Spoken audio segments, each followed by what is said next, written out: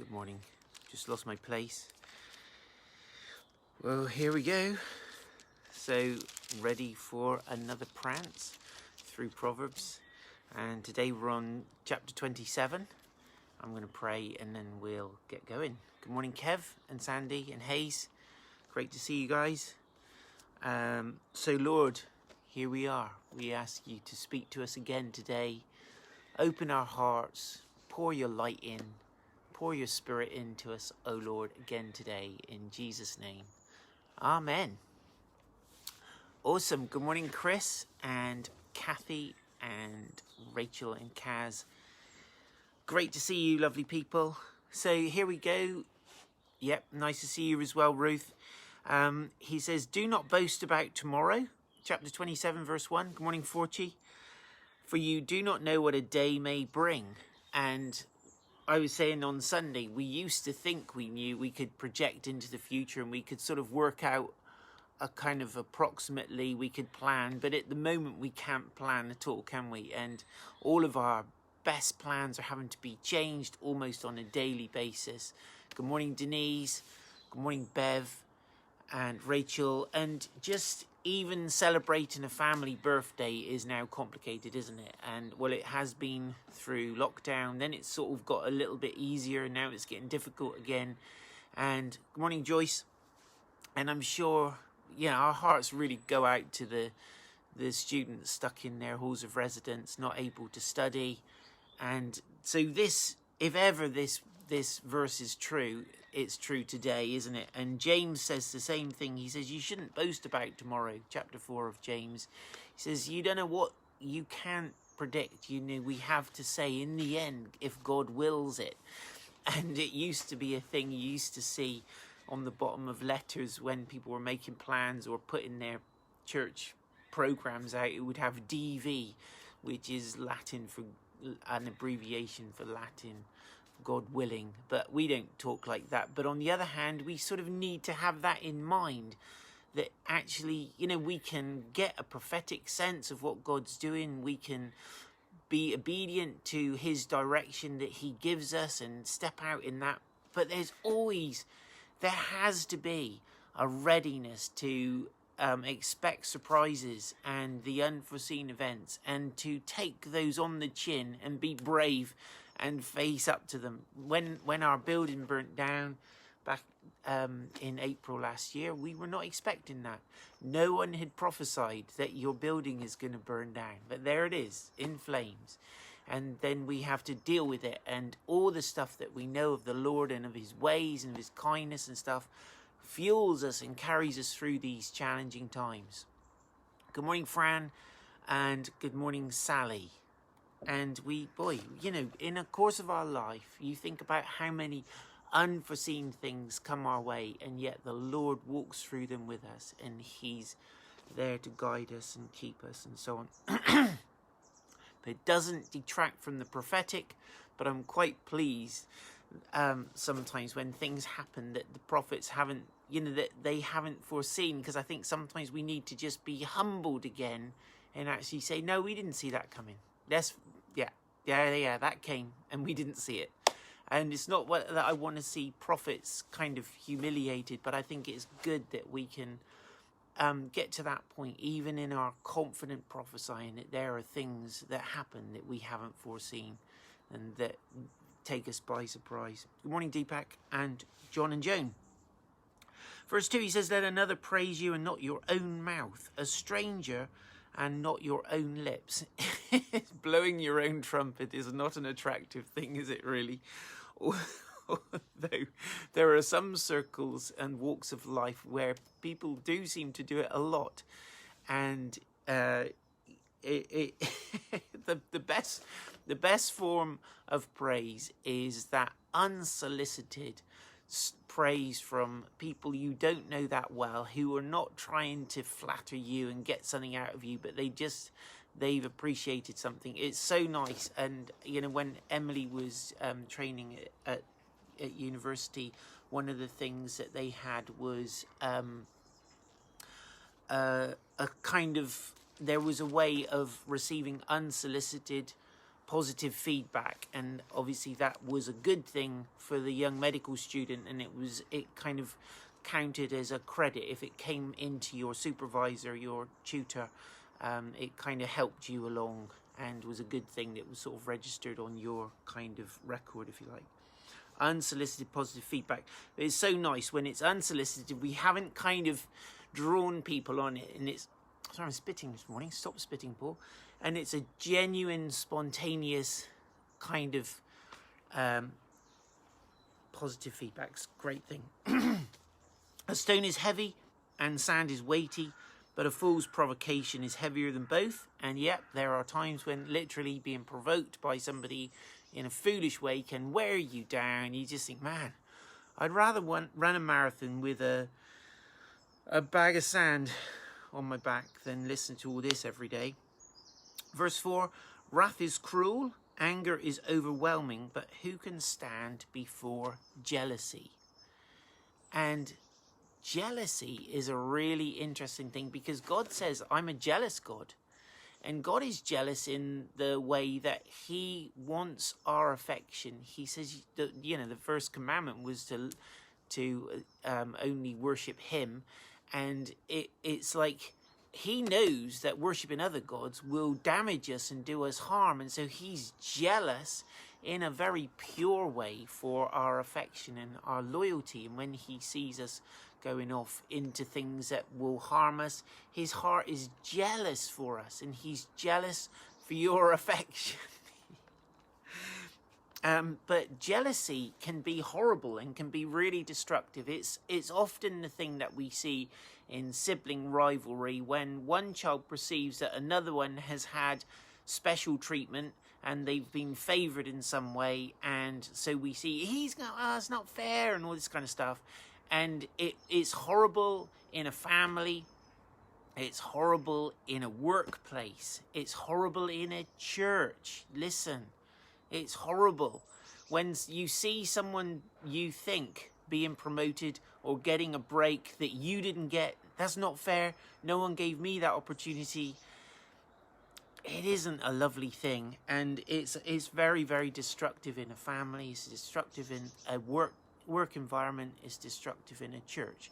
Now, there is such a thing as injustice, I know. There is also such a thing as jealousy, which is the thing we've got to watch out for. There's nothing wrong with saying that seems unjust to me, but then there's that kind of thing where we're just riled up because we feel like we've been passed by and we're jealous of somebody else. And it's kind of its twin brother, really, is envy. And it's quite difficult to actually make the distinction between envy and jealousy. And I suppose envy is when someone has something and we would like that thing, and so we're envious of that. I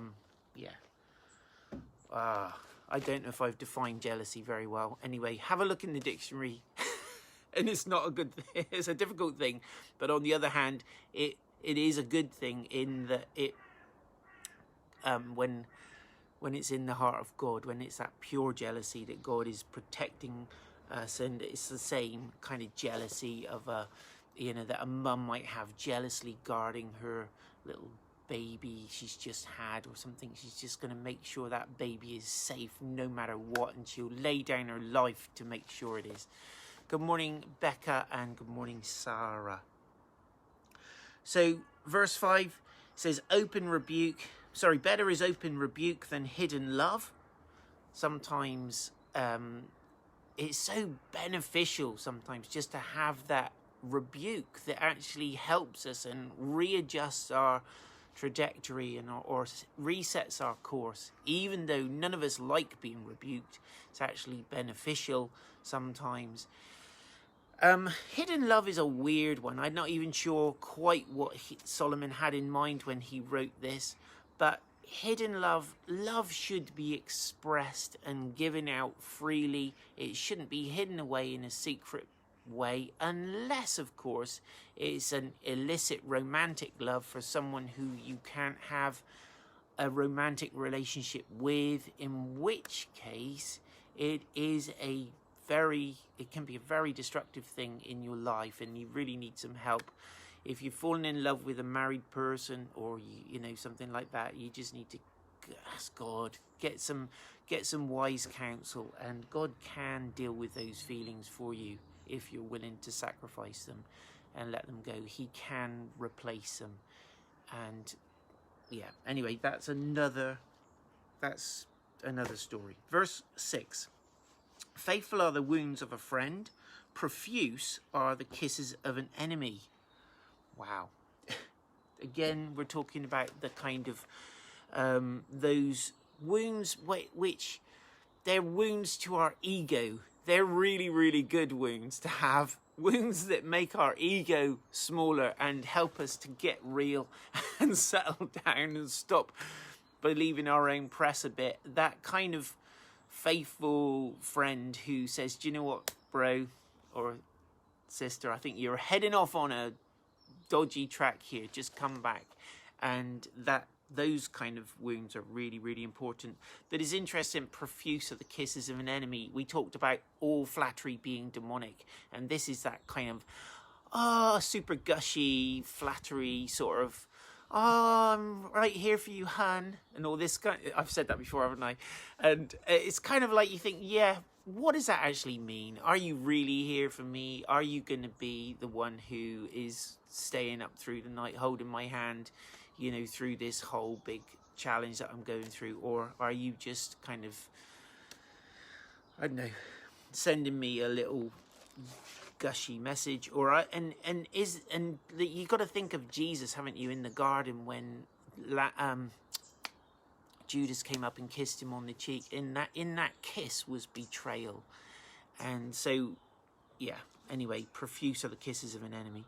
Verse 7, one who is full loathes honey, but to one who is hungry, everything bitter is sweet. So if you're really hungry, you'll eat anything. And sometimes we have picky kids, don't we, in our house? You think, oh gosh, seriously, if you were actually hungry, you would eat everything.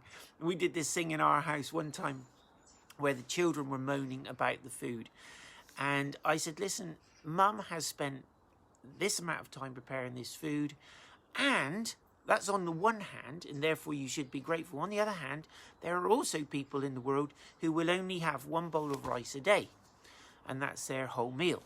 And so they're not going to get all the other stuff to go with it. And so if we have this moaning at mealtimes again, I will announce, without any consultation with anybody else, that we will have just boiled rice for tea the next day, with no ketchup, no nothing, no meat, no vegetables, no nothing, just boiled rice. And we'll see how we get on. So anyway, we had a couple of days with no complaining, and then suddenly the complaining had started again. And I said, right, Mum, tomorrow, please maybe just have boiled rice and nothing else for tea. Anyway, I don't think the children really believed it would happen.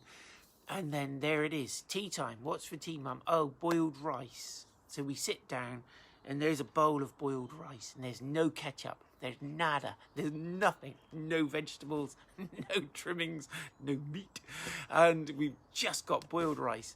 And do you know what? We did have a little bit of sulking, but we did find that worked, and we didn't have the same moaning and groaning over meal times again. So there we go. It's if you're really hungry, even the bitter is sweet. When you're full, you don't even want honey. You don't even want the nice things. So, verse 8. Like a bird that strays from its nest is a man who strays from its home. This is interesting, from his home. This is interesting. I think it possibly might mean towards an adulterous relationship. But the analogy is a very good one, because the bird who leaves their nest and strays from it, they don't live in a nest all year round. They only have a nest when they have eggs or chicks. And so leaving the nest is a perilous thing to do for a bird. Now, they do have a kind of, different birds do it differently, and they kind of sit on the eggs and keep them warm. and until they hatch, and they sometimes swap over, and the male goes and the female sits on the nest, and then sometimes the male comes and sits on the nest and the female goes to get food. But they have a way of doing it, but the point is the eggs have to be kept up to temperature, and so if the bird strays from the nest, the eggs are going to get cold and they won't hatch. Or if the bird strays from the nest and forgets that it's got a nest full of little chicks, they'll starve, which is really awful. And so what he's saying here is pay attention, man, to your household, to your children. Hello, Esther. We need to focus on the responsibility and the thing that God's given us. And so if we have a home with a spouse and some chicks, we need to make sure we're there and giving our full attention to that. It doesn't mean we can't go to work. It doesn't mean we can't do the odd trip here and there and do the things that are necessary for our job. But it does mean that we must make sure we're not straying away and letting our little chicks starve emotionally or in any other kind of way. So, good analogy. Verse 9, oil and perfume make the heart glad, and the sweetness of a friend comes from his earnest counsel. So, oil and perfume, that's the kind of way, those were the sort of cosmetics of the day. And there's something, isn't there, when you get back in, oh dear, we're going to have to not be feeling sorry for ourselves, but when we would get dressed up and go out and you put some nice aftershave or perfume on, you smell lovely, and you've spent some time doing your face and had a shave and all the rest of it and looking good, and your wife is looking gorgeous and she smells of lovely perfume and everything, it gladdens our hearts, doesn't it? There's something nice about that. It's like, way, yeah, looking good. And then, but he's saying actually as well, we've got an analogy. He says, it's like the counsel, the sweet counsel, that earnest counsel you get from a friend is what makes that relationship sweet. And there's something so precious, isn't there, about the person who doesn't just send you a little quick message on Facebook and that's it, but they actually are there for you, and they will come round and drink coffee and talk and listen, and it's it's a great thing. So he says the sweetness of a friend comes from his or her earnest counsel, and you know that what they're saying to you is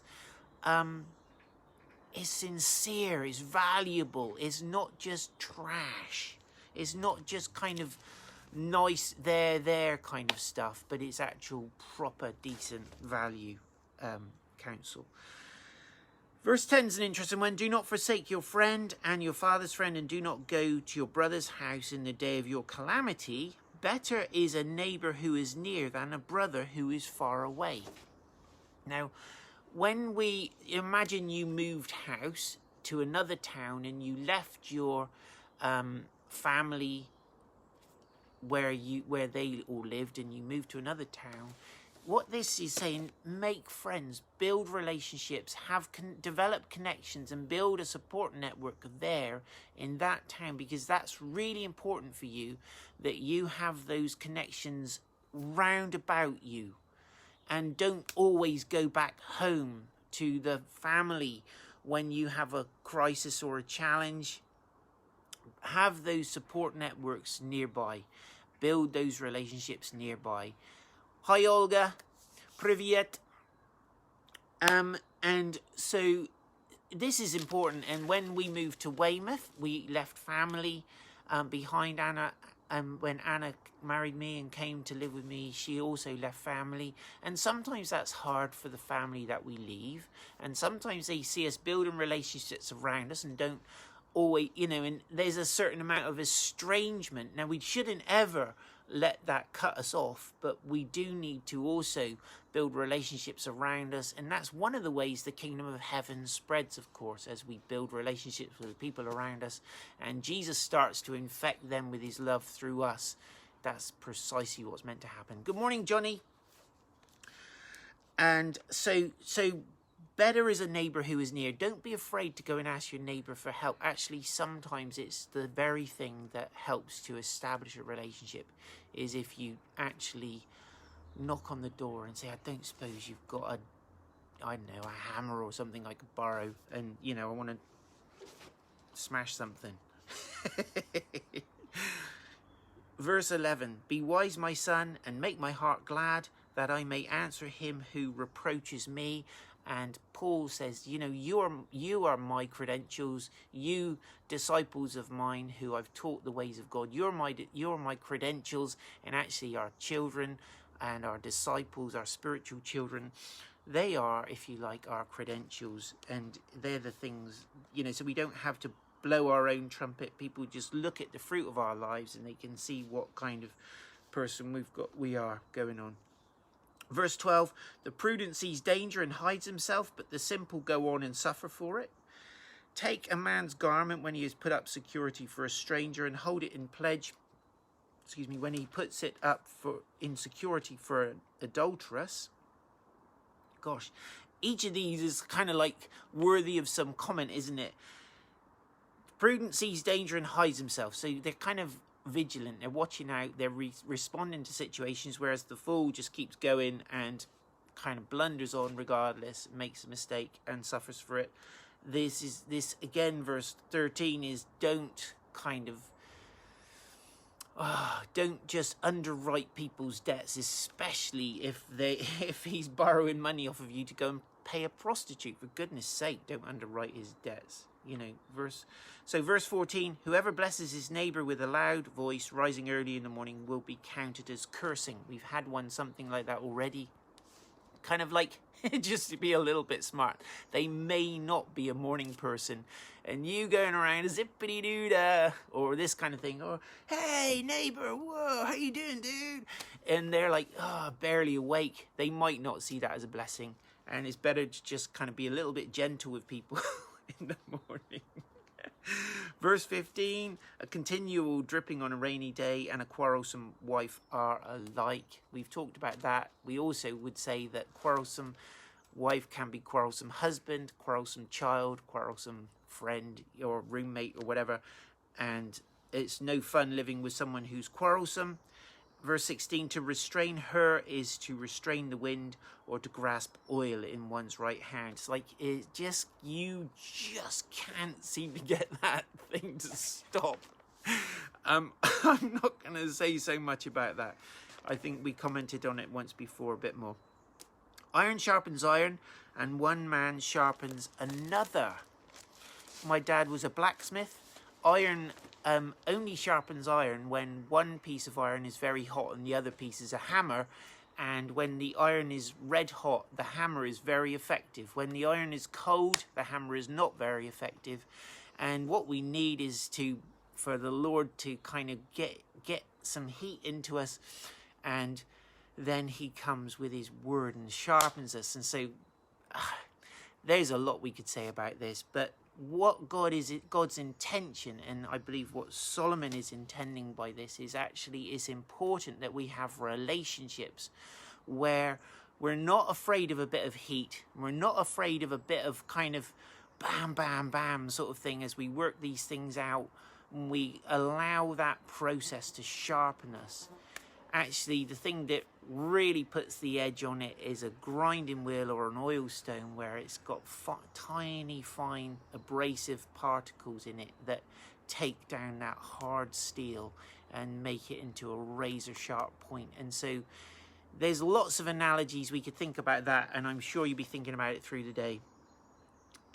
Whoever tends a fig tree will eat its fruit, and he who guards his master will be honored. So do your job well. You'll end up enjoying the fruit of that, whatever your job is. So he who guards his master, look after the interests of your boss. If you have a job in a firm for a boss, look after that boss. Look after his or her interests, because it will actually be good for you. Even if the fig tree's not yours, but you're looking after it, the boss is not going to mind you eating a fig. Do you know what I'm saying? It's like you're looking after that thing, and it's like you will be rewarded by doing your job well. Verse 19, as in water face reflects face, so the heart of man reflects the man. That's an interesting one, isn't it? What's inside us reflects who we are. Our heart reflects who we are, and it is actually visible on our faces very often, and it certainly comes out of our mouth. Jesus said, out of the overflow of the heart the mouth speaks. And so if we just listen to someone and look at their expressions and so on, listen to what they say, we can kind of measure the kind of person they are fairly quickly. Sheol and Abaddon are never satisfied, and never satisfied are the eyes of man. Now, Sheol and Abaddon kind of are two names used to mean death or the grave or even hell. And in a sense, hell and even death, they're never satisfied, are they? There's always another person. That death will always accommodate another person, won't it? It'll always make room for somebody else. And that's how it works. We're all ultimately gonna die. And so in a sense, there's no satisfaction. As long as there's people alive, death is still hungry for more. And he's saying actually the eyes of a man or a person are never satisfied. And it's interesting, isn't it, how we crave the thing that we can see. And that's why we've got the commandment that says, do not covet your neighbour's wife, nor his ox, nor his ass, or anything else that's your neighbour's. And it's that kind of just learn to be content. The Apostle Paul says, be content with what you have. He says, I've learned the secret of being content in every situation. We need to wrap this up. The crucible is for silver, and the furnace is for gold, and a man is tested by his praise. Crush a fool in a mortar with a pestle along with crushed grain, yet his folly will not depart from him. Wow, that's incredible. Solomon really has got it in for the fool, hasn't he? He said, do you know what? Even if they're crushed, it's still there. That folly is just so much part of them. Verse 23, important. Know well the condition of your flocks. Give attention to your herds, for riches do not last forever. And does a crown endure to all generations? When the grass is gone and a new growth appears and the vegetation on the mountains is gathered, the lambs will provide your clothing and the goats the price of a field. There will be enough goat's milk for your food, for the food of your household and for the maintenance of your girls. So he's saying, listen, because these are, they lived in an agrarian society, didn't they? Their income came from their flocks and their herds and their fields and so on. And he's saying to them, just pay attention to these animals. Look after them. Pay good attention to the condition of your flocks, because actually that is your livelihood now, and that is your future. This business, these animals, they are not just they're not just animals, they're not just an inconvenience that you've got to get up and feed or you've got to lead on to fresh pasture. They are your income and they are your future, and they're the thing that will provide security for you and your family, your girls. It's interesting, isn't it? And he says that, the goats will buy a field. You could actually use the goats to buy more and increase your holding. And so he's saying, pay attention to these things. Now, that's really important for us to pay attention to our business and to take care of it and look on it as not only a means to pay the bills today, but also for us to have a future.